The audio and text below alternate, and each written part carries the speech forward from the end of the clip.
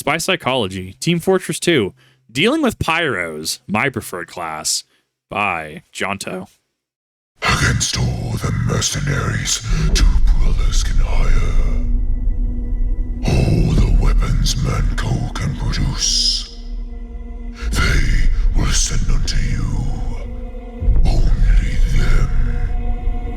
Shoot and stab until it is done. I love this. This is great. What a great intro. Is this a WoW reference? Oh, it's a Doom reference. Oh, okay, yeah.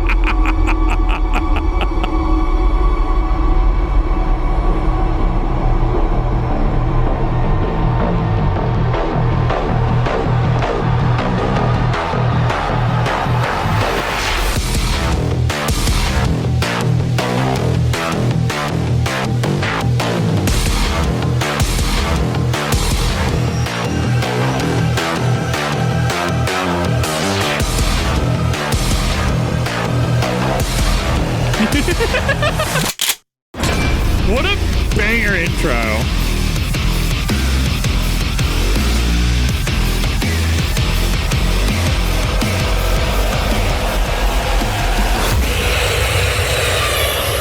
I loved everything about that.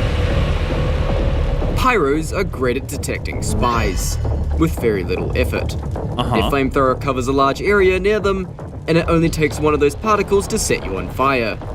Once you have been set on fire, not only will your health drain, but the effect is visible to other players. Wouldn't this also be the same thing, the same logic behind the heavy weapon with the fire ring around it? I know someone in chat said that it was pretty wonky with how it worked, but wouldn't this be the same logic? Instantly revealing your disguise and making you visible while cloaked. Of course, once the pyro knows your location, they can track you down and kill you incredibly fast with the sustained and easy to aim damage of the flamethrower, and your low health. Since most of your kills are the result of backstabs, you find yourself getting very close to the enemy, and that's where the effective range of the pyro lies. Not to mention, he possesses unlockable weapons that can set you on fire from a distance, or help close said distance. So when it comes to dealing with pyros, one of your biggest priorities will be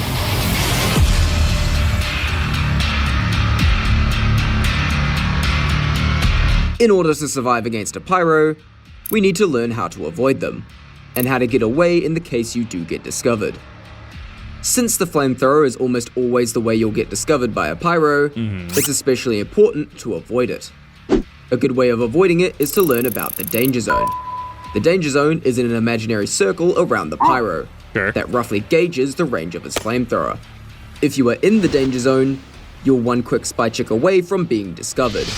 But if you're outside the danger zone, you literally cannot be set on fire. I meant by the flamethrower. Getting used to the size of the danger zone comes down These edits are baller in this one. These are great. to experience. But it's worth noting that the danger zone lags behind the pyro's own movement. Okay. Because the flame particles aren't affected by the pyro's speed, it actually has slightly less range in the direction they're moving. Isn't this why the back burner functions the way it does? I think it was the Soundsmith video he talked about it. Was it? I can't remember. Whatever video we discussed on it, because the flame particles have kind of their own physics, and that's why it interacts interestingly to try to get crits with the back burner. Yeah, like the flames are very strange. And the reverse is also true. Also, the flamethrower, like most weapons in TF2, has a distinct noise. Yeah. So put on some surround headphones and keep your ears open, as you can often hear a spy check coming before you even see it. In fact, pyros that spy check too much can often be inadvertently easier to avoid due to you always being able to hear them. Another part of avoiding pyros is... Hey, I'm a pyro main watching this video so I can kill spies better. I love it. It's actually pyro players though. Predicting them. As mentioned before, being able to hear a pyro before you see them is a good way of avoiding them. But it also helps you gauge how spy check happy the pyro is. Try to find paths that the pyro isn't covering, and simply stay out of the danger zone. Pyros tend to have habits of places they spy check, and the order that they do so. Understanding those patterns can allow you to slip past. But of course, most Pyros aren't that dedicated to killing spies, as they have other purposes as well. Like ambushing, deflecting projectiles, protecting teammates, getting crit boosted and going on rampages, airblasting people off cliffs, you know, Pyro stuff. Yeah. It doesn't mean they won't spy check, they'll just do it opportunistically, usually when they're not doing anything else. The danger zone rule applies to these Pyros as well, but you can still more easily get away with being in the danger zone as long as you're aware of what the Pyro is currently trying to do. It's essentially the same deal of avoiding the crossfire of other classes. Only difference is that they may accidentally set you on fire. Oh yeah, about that. So in the case you are set on fire, immediately assume you've been discovered and start running. The main way to get away from Pyros is what I call the 3-step plan. 1. Run away. 2. Get rid of Afterburn. And 3. Lose them. When running, face away from the Pyro. You are slightly faster than the Pyro, but running backwards slows you down just enough to make the Pyro faster than you. Okay, so this does follow MMO logic. Like, I knew this from Smite when I had somebody teaching me Smite. I haven't played that in a hot minute, dude. There were a couple people in the Discord who were like, hey, if you ever play Smite again, Kip, let me know. It's hard to find the time. I actually really enjoyed it. I played a mean Arthur and Jormungandr in solo back in the day. But, like, yeah, because, when you move backwards, there's a movement penalty. In Final Fantasy XIV, moving backward, there's a movement penalty. But that's why you move, like, diagonally, or, like, why you, like, rotate and move forward. So I actually didn't know that there was a backwards movement penalty in this game. It makes sense. It's good to know about it. I just didn't think there was one. And besides, like I said before, the flamethrower is loud. Yeah. So you'll have a good idea of where the Pyro resides relative to you anyway. Once you are out of flamethrower range, the 2 best ways to get rid of Afterburn quickly is by picking up a health pack or cloaking. Picking up a health pack gets rid of Afterburn instantly, and if you watch the spy psychology on Cloak, you'd know that being cloaked makes Afterburn wear off twice as fast. As a side note, you can get rid of Afterburn by jumping into water. Similarly, diagonal movement can negate slowing effects in TF2. That's wild. But it does temporarily make you wet, and the subtle dripping effect from it may reveal your position while cloaked, though not all players notice this. Right. Once the Afterburn is gone, you can lose the Pyro by either moving so incredibly erratically that they lose track of you, or continuing to make more distance. Since you're no longer on fire, they can't see where you went while cloaked. If you go with the first method, it's advised to instantly change the direction you're moving after you get rid of the Afterburn to throw them off. I'm going to have so much fun doing this on stream. It's not even funny. Breaking line of sight with the Pyro as quickly as possible helps ensure they won't set you on fire again. If they do manage to set you on fire again, restart from step 1. Right. Once the Pyro loses track of you, make as much distance as you can, as it will buy you time until they've realized you've got away. If you go with the method of simply making distance, continue using your superior speed to get away, and be prepared to dodge potential flares. It's often a good idea to run straight into your own team, especially a friendly engineer nest, as it's known that Pyros have some difficulties with sentries. Yeah, Sentries and I have a very love-hate relationship. Not like the love-hate relationship I have with my backburner, but like, we have a love-hate relationship. If your team is really close by, you can even skip the first 2 steps when being discovered and go right to step 3. Right. Well, most of the time when trying to Not kill a airblast. spy, Pyros won't use airblast because it kind of, helps them get away. Yeah? Just be very wary of cliffs. So, the cow skull, I don't know, like, some of the cosmetics are strange, because I think, if I remember correctly, the Pyro Shark, the shark head, I guess is a Halloween item, and because of problems with some of the Halloween items and spells, I guess, like, they're disabled on a lot of servers, so you can't actually see the Pyro Shark head all the time. The cow skull, can you see that most of the time? I'm trying to figure out what hats do and don't, like, actually show. The Pyro often chooses violence, Yeah, but we at do. times, so will you.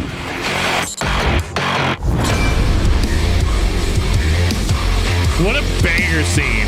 Spy has a gun. A gun is a very good option against Pyros when you are outside of the danger zone, and shooting the Pyro takes advantage of their biggest weakness: range. Yeah, I've become very quickly accustomed to range being the bane of my existence as a Pyro. Yes, while they can't hit you with the flamethrower, they can hit you with flares or shotguns at long range. But flares are projectiles that can be dodged, and while the shotgun is hit scan, it consists of a spread of multiple pellets. No way! Is it actually hit scan? That's disgusting. That suffer from damage fall-off, while the revolver is a single shot that suffers much less from said fall-off. The point being, the further you are from the Pyro, the bigger of an advantage you have against them. Right. As your ranged options are superior to theirs. Speaking of another thing you can do about the flames, that one knife. You know the one. Well, it was mentioned in the knives video about how it helps you getting away from Pyros. The 1 second of full fire immunity can... Back when he had like 30,000 subs, he's up to 147. How does this man not have more subs? This editing is peak. This is good information. He literally provides like the sources and calculations. Bro, what do you mean this man doesn't have 1 million subs? Are you actually kidding me? Get this man to 1 million subs. Like, if there's one thing I can do with my reactions that I like to do is to like, hey, go watch their content. Usually I save it to the end of the video, especially if you have not watched the original video. Go watch this man's content. This is some great content.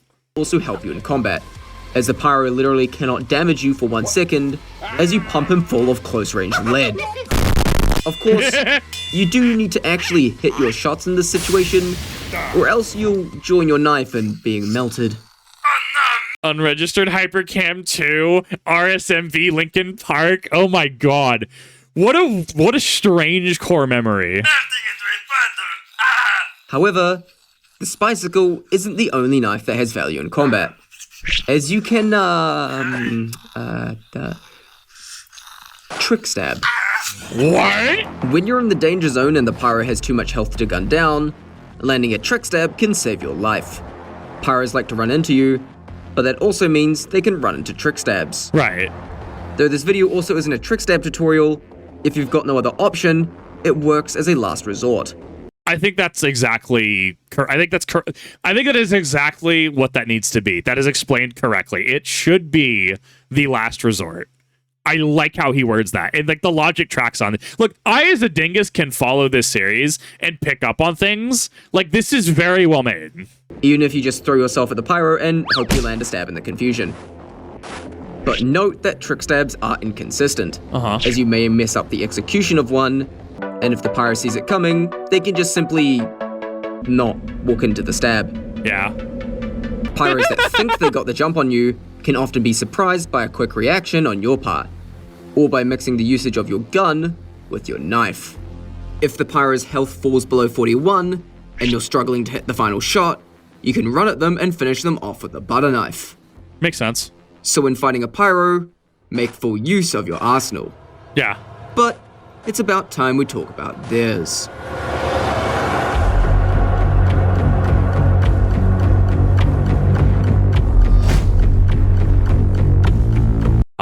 I love my back burner. I both love and hate this thing. It's such a shitpost.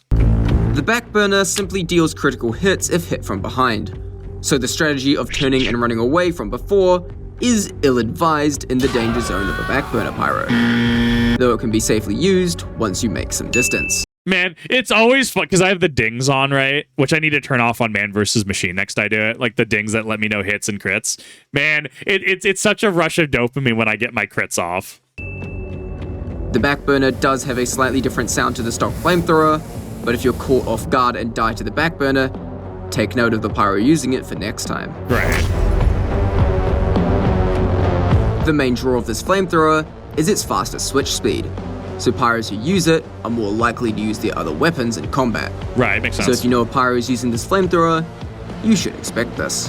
When they degrease her to what is it? Was it panic? I don't remember what it's called. It's the panic shotgun, the one everyone. I guess it used to be better. It might have gotten nerfed by now. I don't remember what it's called. You just swap the shotty and then just hit scan at close range. I feel like that gets gross.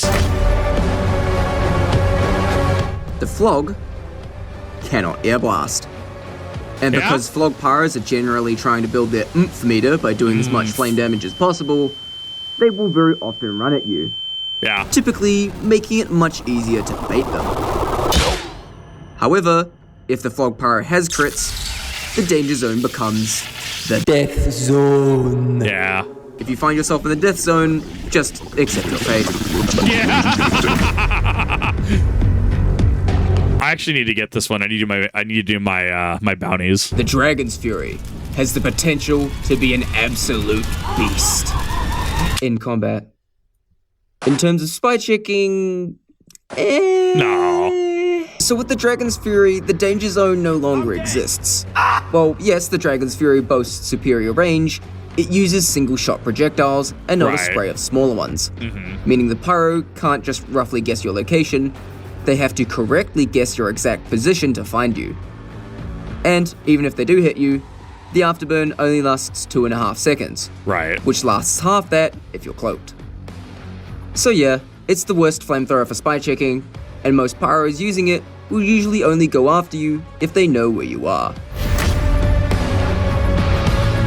The flare guns are the only way a Pyro can set you on fire outside of the danger zone, but they actually have to hit you with it, Right. meaning it's not nearly as effective for spy checking. If they're using the base flare gun, You could. You could use it to spy check, because you could swap. Because if you swap off it and swap back to it, it fully reloads. It's one of the few weapons that does it, right? If you're in a pinch, you could use it to spy check. It has enough ammo. I don't know. That's a weird one because, like, I don't think it's like normal to spy check with one. It's not impossible. It's definitely a little unorthodox. Like this has my brain working. Like it's definitely unorthodox, but it could work. avoid getting hit by it while on fire at all costs, since it crits burning targets. If you get hit by the first shot, get rid of that afterburn ASAP. If they're using the scorch shot, be slightly wary of the small explosion that can set you on fire. If they're using the detonator, all they can really do is set you on fire. And the man melter, you almost never really come up against it, so yeah. Sad. The thermal thruster can be great for closing distances. I don't think I'd ever go thermal thruster pyro though. I think it just opens you up. I think like it just paints a target on you. It says, "Please hit me, Mr. Heavy." However, it takes a long time to switch to it, launch, then switch back to the flamethrower. Yeah. I don't like the action look at economy. This gives you plenty of time to change directions and lose the pyros while they prepare to chase you with the jetpack. It's also not very effective indoors. Okay, I'm with the pyros on this one. This weapon just sucks out. Isn't the only mode this thing is used for man versus machine? Like, I understand, like, the gas passer I think is actually really dumb in MVM. But, like, I think that's fine for certain weapons, like the Brass Beast, right? I almost never see the Brass Beast in actual, like QP. I never actually see it in our community nights. Because that movement penalty, you would, on paper, it seems fine. But once you actually get into the game, that movement penalty sucks.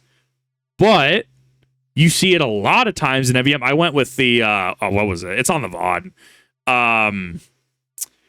Tomislav. We did the Tomislav, and it didn't have the same damage output. Like, it can work, but like the Brass Beast just works a little better in man versus machine, in my opinion. I think the damage output is much more preferable. But I mean, that's one of those things. Like, the gas passer can suck in like QP, right?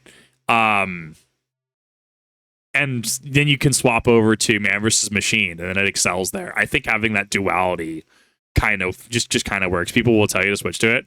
I personally have been the only one I've seen use a Brass Beast in multiplayer, but I also have very limited experience. Side of man versus machine, where no, I haven't seen them get kicked for it.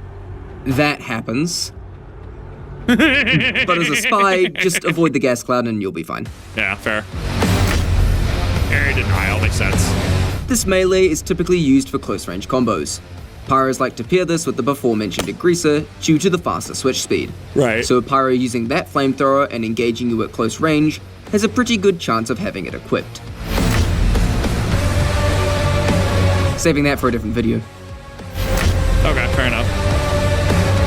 Okay, so you know that thing where you can jump in water and get rid of afterburn?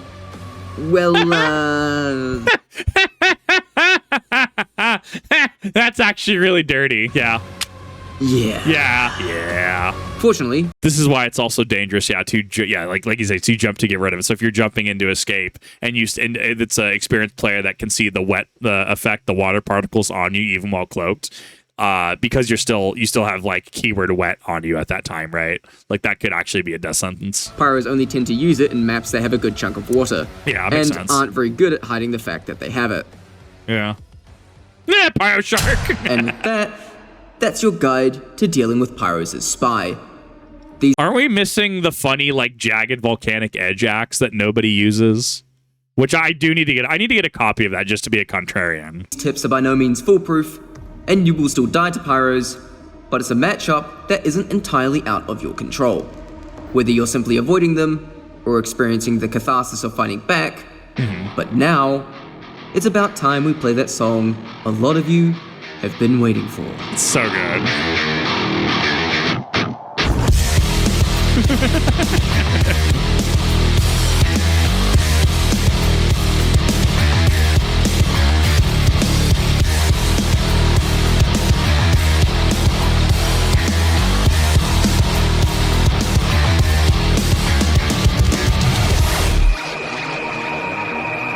Yeah, no one uses the sharpened volcano fragment. No, but you have to own it just to be the contrarian. So that way when somebody mentions like the Soundsmith video or someone mentions that nobody uses it, you swap to it immediately with your degreaser set and go, what do you mean? I use this all the time, right? Just to be the contrarian. Oh my god, this game is perfect. I thought this was honestly really good. Delete. Deleted. I think that this was a really good video. I liked it. I liked being able to see not only the psychology of spy, but be able to fight, Pyro, right? What we've focused on the prior several videos on being a very difficult class in a lot of situations to deal with. Like the rock paper scissors matchup seems to be in Pyro's favor. So I actually really like this. It kind of combined all the skills taught to us so far. Everything that was discussed. And really kind of says, hey, let's apply all of that knowledge to dealing with one of the other classes. I really liked it. I thought it was great. Blows my mind that this man isn't over 500,000 subscribers at minimum. I want to do what I can to signal boost this series to people who haven't seen it yet, because there are people come across my reactions and who just talk about them, right? Hey, thanks, Kip. I watch this other person because you reacted to them. Hopefully that's the case here. I want to do what I can to help get just such good at informative content, just more exposure, because I thought this was amazing. Thank you, everyone, for watching. I really do appreciate it. I thoroughly enjoyed this. Hope you did as well. Thank you, Jonto, for an amazing video, and I will see you all in the next one.